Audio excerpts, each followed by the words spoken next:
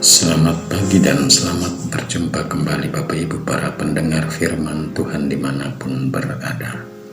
Sebelum kita mulai renungan pagi pada Rabu 9 Agustus 2023, mari kita membuka renungan pagi kita dengan berdoa.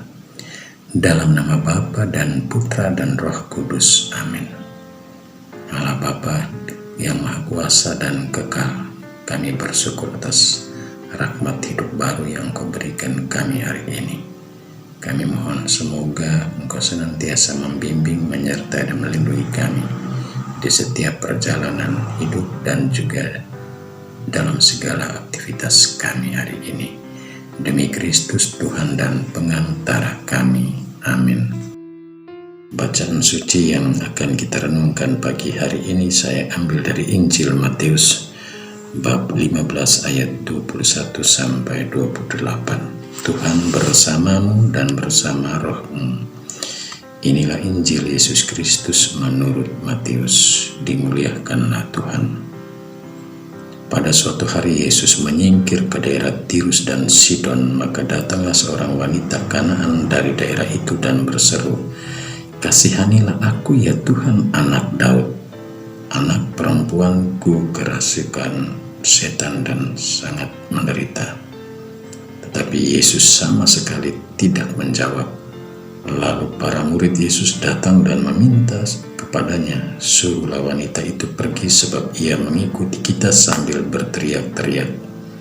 Jawab Yesus, "Aku pun diutus hanya kepada domba-domba umat Israel yang hilang." Tetapi wanita itu mendekat dan menyembah Dia sambil berkata, "Tuhan, tolonglah aku." Yesus menjawab, "Tidak patut mengambil roti yang disediakan bagi anak-anak dan melemparkannya kepada anjing." Kata wanita itu lagi, "Benar Tuhan, tetapi anjing-anjing pun makan rema-rema yang jatuh dari meja tuannya." Bersabdalah Yesus kepadanya, "Hai ibu, sungguh besar imanmu. Terjadilah bagimu seperti yang kau kehendaki." Dan seketika itu juga anaknya sembuh. Demikianlah sabda Tuhan. Terpujilah Kristus. Renungan pagi ini saya beri judul, Iman yang pantang menyerah membawa berkat. Bapak Ibu para pendengar firman Tuhan dimanapun berada, Injil yang baru saja kita dengar dan renungkan pagi ini berkisah tentang perjalanan karya pastoral Yesus ke daerah Tirus dan Sidon. Dalam perjalanan menuju Tirus dan Sidon, ada seorang perempuan yang mendatanginya. Perempuan itu tidak disebutkan namanya, tapi yang disebutkan adalah status kebangsaannya, yaitu dari daerah Kanaan.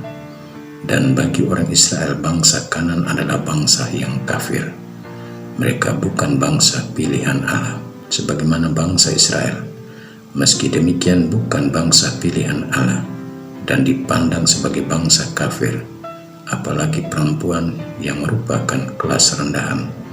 Namun menarik bahwa meskipun disebut sebagai bangsa kafir dan bukan bangsa pilihan, tapi ibu itu berani datang kepada Yesus dengan kerendahan hatinya, serta membawa problem hidup yang sedang dihadapi dengan suatu harapan yang besar mendapat sedikit perhatian dari Yesus yang adalah orang Israel.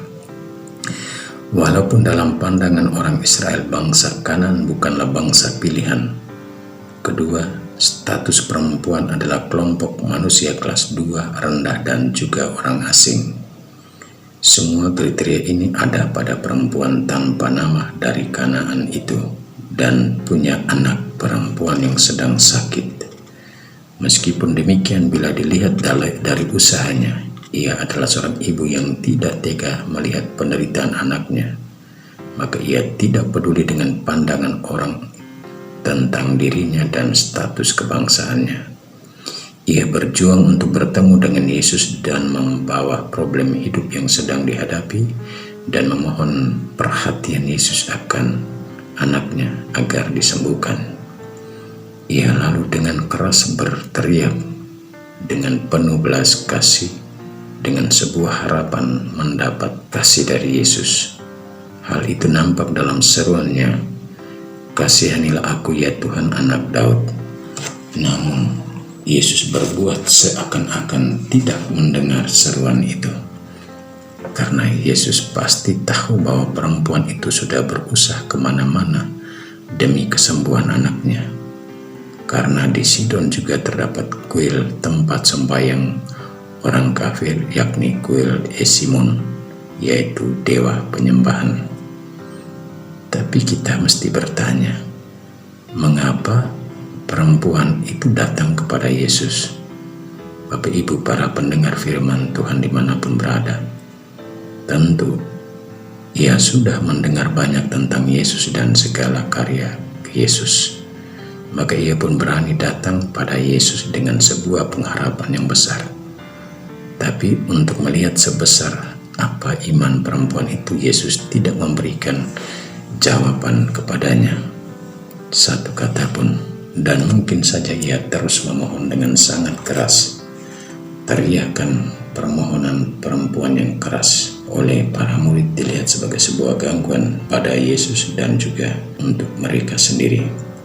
Maka para murid datang pada Yesus dan meminta agar Yesus menyuruh ibu itu pergi. Dan apa yang Yesus jawab? Aku diutus hanya kepada domba-domba umat Israel yang hilang.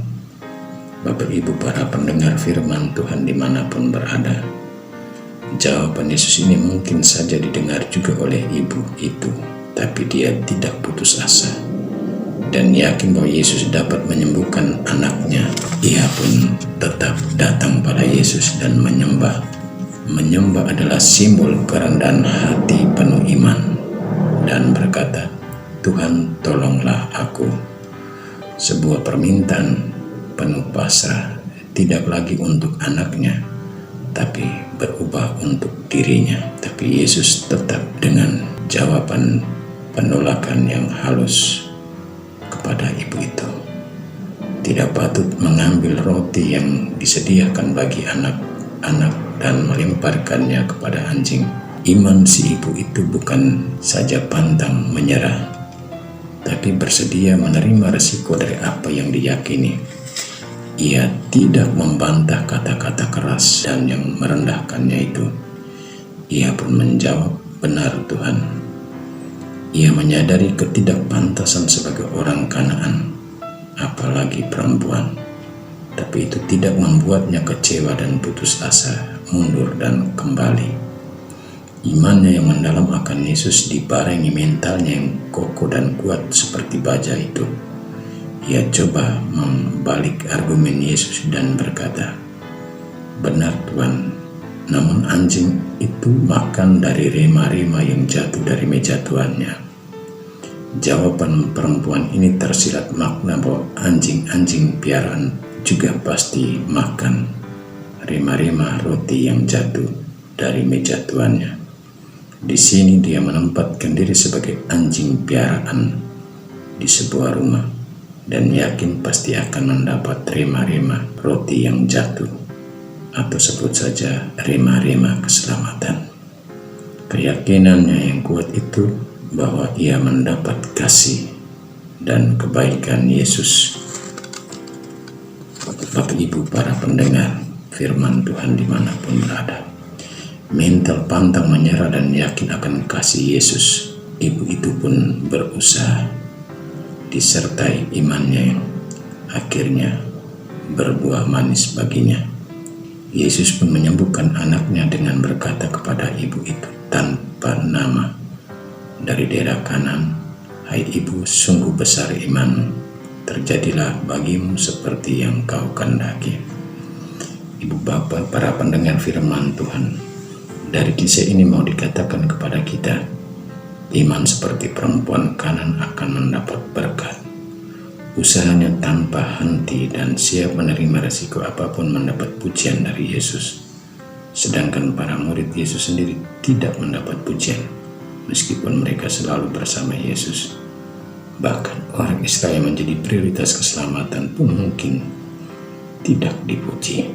Dan bagi kita orang Kristen, apa yang mesti kita lakukan?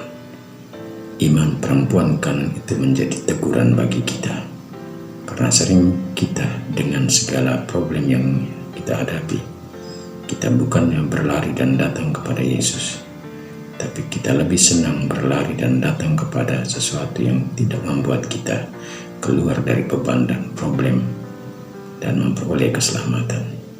Tapi kita datang kepada Allah lain yang melahirkan masalah dan problem baru di atas problem lama. Amin. Marilah berdoa.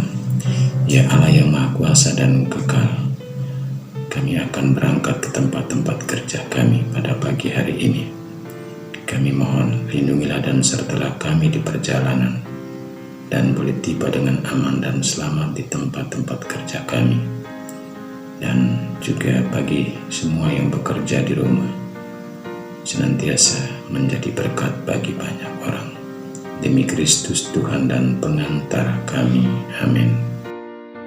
Marilah mohon berkat Tuhan, Tuhan bersamamu dan bersama rohmu. Kita semua dan semua orang yang kita doakan, yang kita janjikan doa yang bekerja bersama kita sepanjang hari ini, dinaungi, dilindungi, dibimbing dan diberkati oleh Allah yang Maha Kuasa, Bapa, Putra dan Roh Kudus. Amin. Selamat beraktivitas, Tuhan memberkati.